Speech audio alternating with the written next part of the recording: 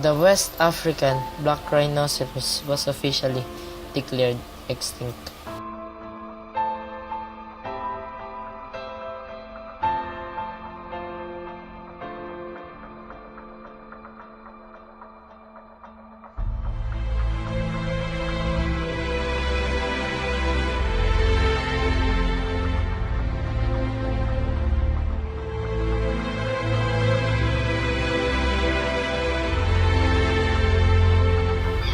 All this due to habitat destruction and man's insatiable desire to get his majestic home.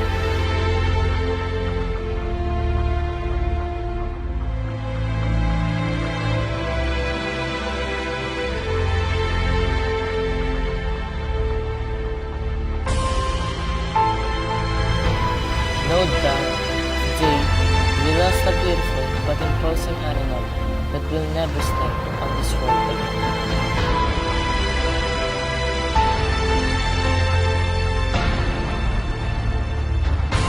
We must think on the damage we are causing to our world and other beings that inhabit it.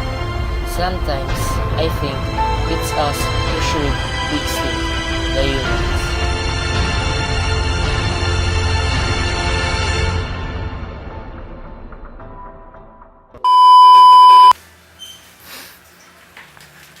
I'm Denzel Match David, a student from Caloocan High School, and I'm here to investigate the extinction of West African rhinoceros.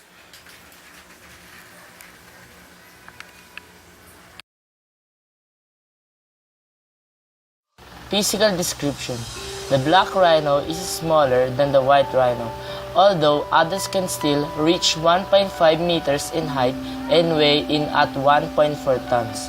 The species is distinguished from the white rhino by a prehensile upper lip, hence the alternative name of hook-lip rhino, which it uses to feed on twigs of woody plants and variety of herbaceous plants. They have particular liking for acacias. The front horn is the longer of the two horns, averaging 50 centimeters in length. Life cycle. Adult black rhinos are most solitary.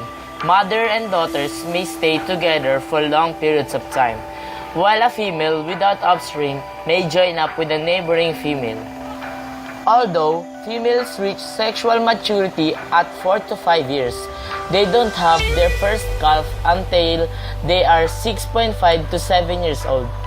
Males need to wait until they are 10 to 12 years old before they can claim a territory and a mate. Black rhinos may reach to 40 to 50 years of age. During the courtship, conflicts over a female may result in the death of one of the competing males. Breeding occurs throughout the year.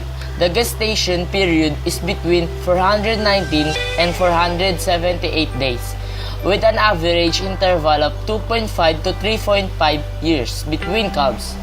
Black rhinos calves begin to wean at about 2 months of age. Distribution. Black rhinos were once found throughout sub-Saharan Africa with the exception of the Congo Basin. Even though they are largely solitary animals, they were once so plentiful that it was not usual to encounter dozens in a single day. However, relentless hunting by European settlers saw their number quickly decline. By the end of 1960s, they had disappeared or mostly disappeared from a number of countries, with an estimated 70,000 surviving on the continent.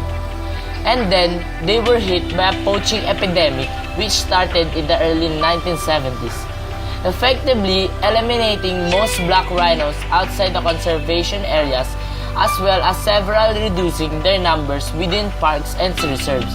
About 96% of black rhinos were lost to large-scale poaching between 1970 and 1992. In 1993, only 2,475 black rhinos were recorded, but thanks to successful conservation and anti-poaching efforts, the total number of the black rhinos has grown to around 5,000.